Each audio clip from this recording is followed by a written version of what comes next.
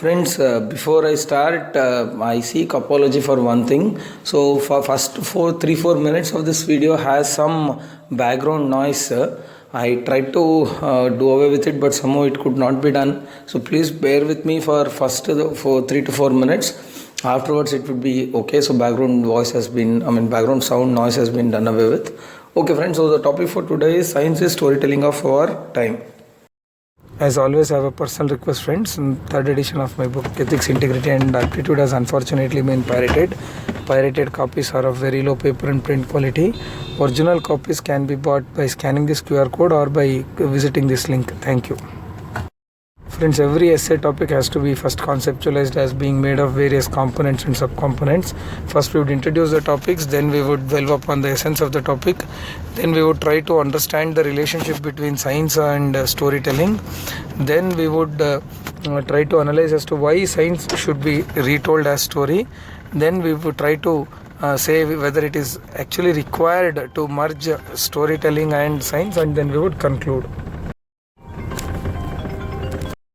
So friends, as soon as I saw this topic, I was reminded of an interesting mythological story associated with Pushkaralu. Pushkaralu is basically a river festival that is celebrated mostly in South India and even in Maharashtra. So basically the story runs like this. So there was a sage named Pushkara, who was associated or who helped Lord Brahma in creating the universe. So even after completing the work of creation of universe also, he chose to stay with Brahma only. And then this Brihaspati, Brihaspati is nothing but Guru, that is Jupiter. He once visited Brahma and requested to send Pushkara to earth to do good things for the welfare of the citizens. So in such a scenario, then but Pushkar was not willing to part ways with Brahma. Then as a midway approach or solution, Brahma gave this solution of Pushkaralu. What does that mean? So every year, as and when since it was the request of Brihaspati, as and when Jupiter enters a particular zodiac sign every year, then Pushkar would come and reside in that particular river. So basically there is a river associated with a particular zodiac sign. So as and when Jupiter enters that zodiac sign, then the Pushkar would come and reside in that particular river. So that's how it runs actually. So be that as it may, the connection between this mythological story and the science is that basically all of us are aware that Jupiter goes around the sun and it crosses zodiac signs. Okay, so by and large Jupiter stays in one zodiac sign in 1 year. Okay, by and large. So thus this is astronomy and this is mythology.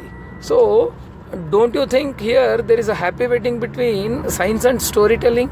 So it's a mythological story. So thus is it really possible to separate science and storytelling? So the whole idea of this essay is to explore various dimensions of science being considered as another way of storytelling.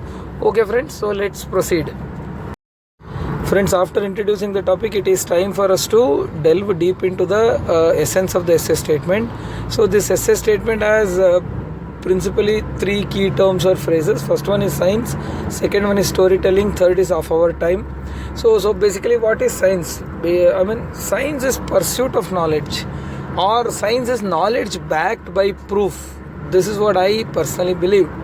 So science is always a knowledge backed by proof. You cannot call something science where the facts or the principles stated do not have any verifiable or empirical backing to it.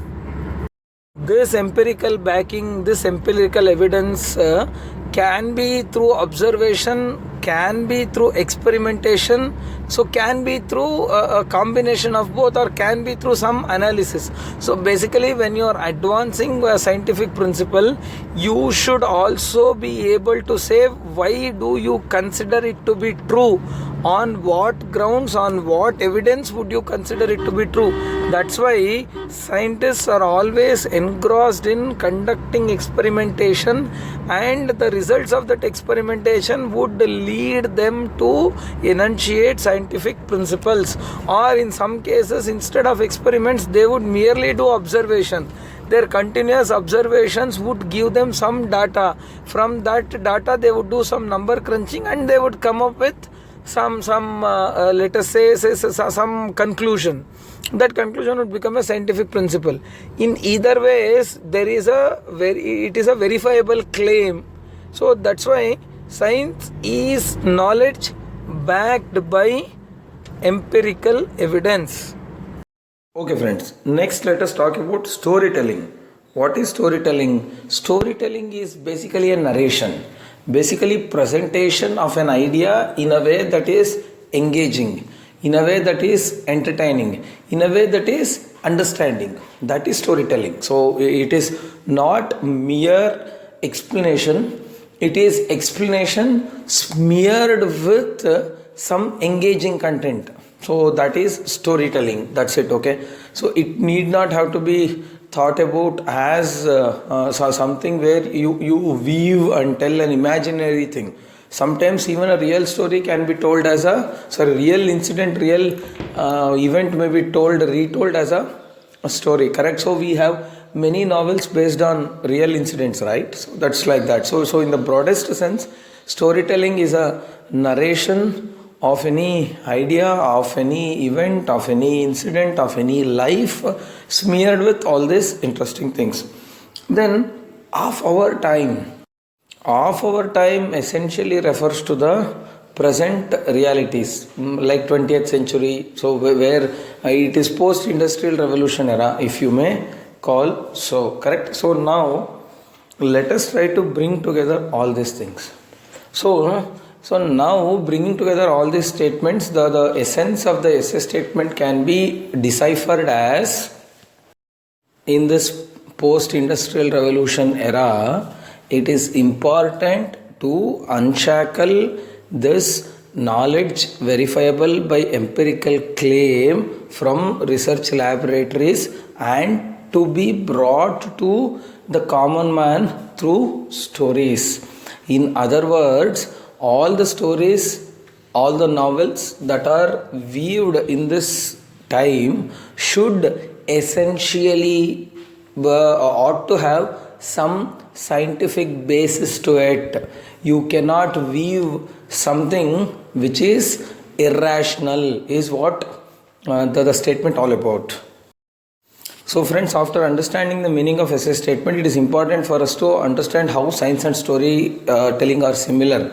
See, the moment we say science and storytelling are similar, we think it is counterintuitive, right? Because science we always think is based on experiment, it is based on knowledge. But story is story is entertainment always, right? So we in the otherwise thought process, we would not think they are one and the same. So but here we are asking them, we are saying that they are one and the same. Why? So because the first one is narratives. Both seek to build narratives only. So what is narrative? Narrative is basically various components connected together and presented as a unified written account or a verbal account. Okay. So that is narrative. In science also you say that so this is the principle, this is the cause, this is the course, this is the consequence, etc., etc.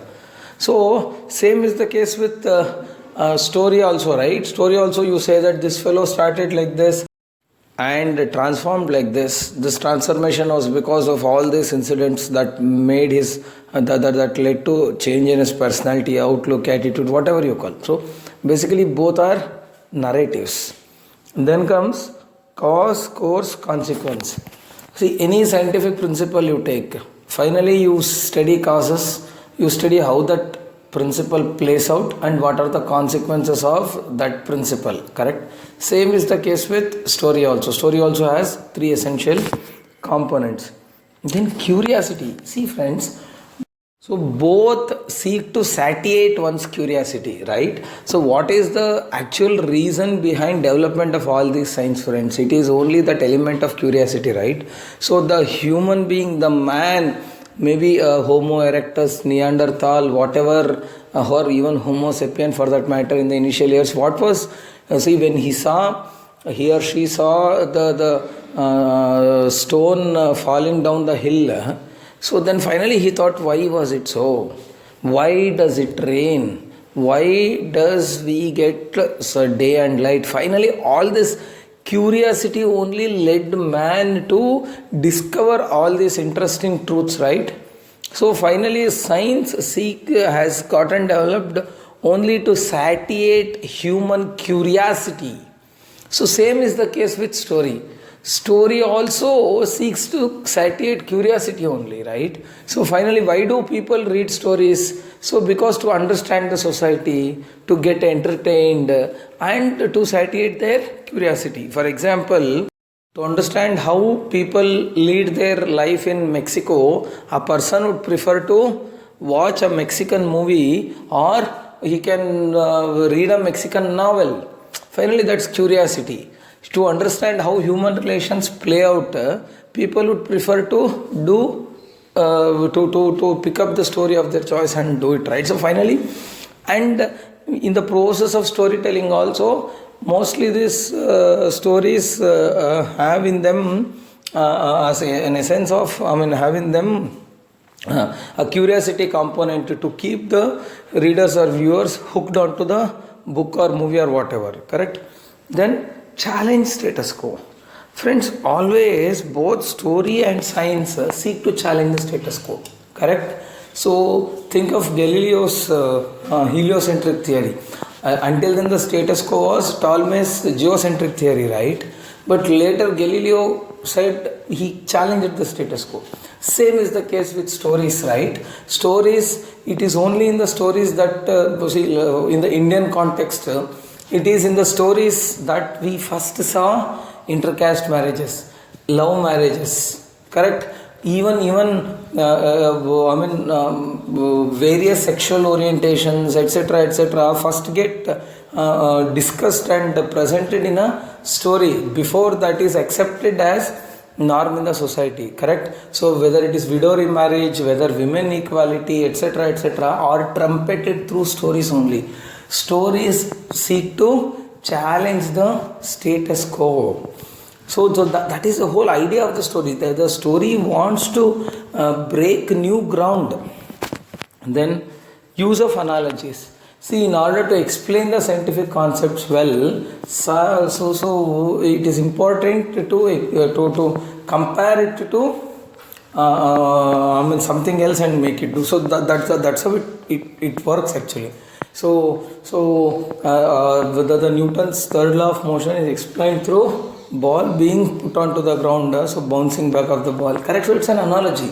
So same is the case with stories also. So a lot of analogies are being used in both science as well as, so in fact stories are filled with analogies, correct? So thus there is a lot of similarities between science and storytelling.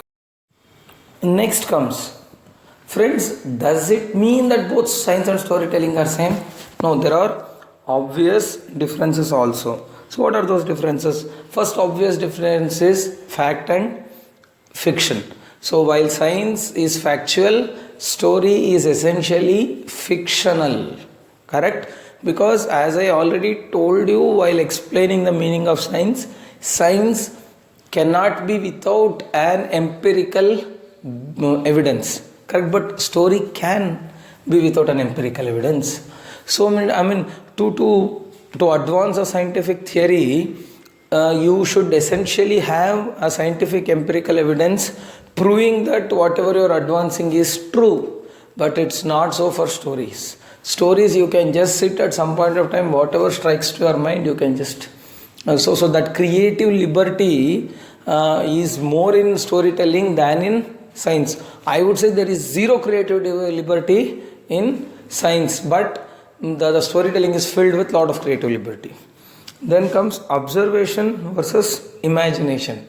So that means, so the science is always based on observation and experimentation. You have to observe a real phenomena. You have to experiment, design an experiment on the real phenomena. Then the findings have to be recorded, analyzed, and conclusion has to be drawn. Correct?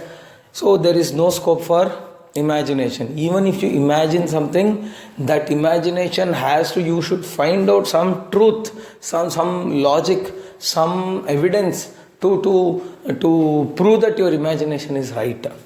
But the storytelling is purely figment of imagination.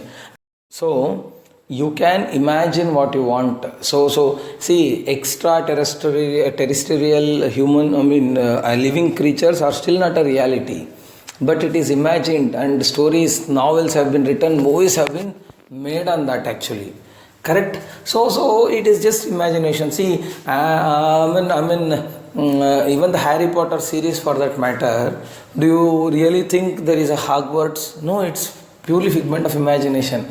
So you can, in story, there is no limit to imagination. You can go to any extent, but it's not so far as science is concerned. It has to be real world, not an imaginary world. Then linear and non-linear. Friends, this is more than content. This deals with the content of the presentation of the content. Correct? So that means in the science, mostly the theories and principles are mostly presented in a linear fashion. See, that there is no fun in trying to create a layered narrative for a science. It is all straightforward. You have to explain what is anomalous expansion of water. So simple. That's it. You should say this is how water behaves. Until this degree, it should have. So that's it. Simple. But it's not so far as presentation of story is concerned. So there is a lot of creative liberty. You need not have to tell the story in a linear fashion. You can tell in non-linear fashion through flashbacks. So through very confusing way of story narration. See, hardly these days we see movie where the style is linear, where the presentation is linear. Everything is viewed through subplots. Or even flashbacks. So a lot of things a lot of experimentation is made. Only layering the content in a different fashion only makes the screenplay interesting. You see any movie for that matter, if it were to be told in a linear fashion, there would not have been much fun actually. Correct? So let us take the movie Drishyam for that for that matter actually. See, had it been told in a linear fashion, then as soon as that murder took place, as soon as that corpse was buried in police station, had they shown it there, would that be interesting? No, that is shown only at the end of the movie. Correct? So through a flashback, through a small imagination, correct? So that is a very non-linear way of dealing with the subject. That's possible in story, but not in science. Then single truth, multiple truths. So friends, in science there can be only single truth, at least until that truth is challenged and another evidence emerges as to that it is not true, there is something else. So finally there is only one truth. But in story there is scope for multiple truths. See, everybody is free to understand and absorb the essence of the story depending upon their wisdom. That is the beauty. For example, so let us say there is a story on same-sex marriages. Okay, some people may call it progressive.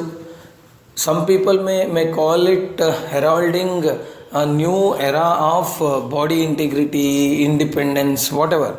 But similarly, some people, some orthodox people, some conservatives may say that it is very regressive and that would kick in chaos into the society. So basically, there are multiple truths. So and you can view it as you wish. Correct? So similarly, another example, let us say a movie projects or a story details the hardships faced by a single mother in setting up her own business enterprise, correct? One person may say that, an optimistic fellow may say that, see, despite all the hard work, through perseverance, you can do anything. But another person may say that, see, it's very difficult. Rather than seeing the outcome, one person may get grappled with that, and it's very difficult to go through that phase and would prefer not to, would get actually demotivated. So it's multiple truths. Then educative and entertaining. See, the whole purpose of science is to educate the people about the real world. But the whole purpose of story is not much to educate so much as to entertain the people. Story wants it to put it as a favorite pastime. Okay, friends, after understanding the differences and similarities between science and storytelling, now it is important for us to emphasize as to why science should be retold as a story, not as a theory. So the first reason is to build scientific temper. Friends, all of us are aware, even one of the fundamental duties of enshrined in Indian Constitution is also to build scientific temper. You see, basically, unless science is told as a story, that scientific temper never gets built up. So basically, we should weave the stories as to how wrong conclusions were being drawn, and only after proper scientific inquiry, right conclusions could be drawn, and everybody had to face embarrassment. Correct. So such stories have this potential to churn the thinking in the individual, and finally they would come out with develop scientific temper. Let us take the example of Tare Zameen Par, friends. So in Tare Zameen Par, an attempt is made to say that there is nothing called an attempt is made to prove that intelligence or human brain is not unidimensional, it is multidimensional. Even a child who is considered dyslexic also can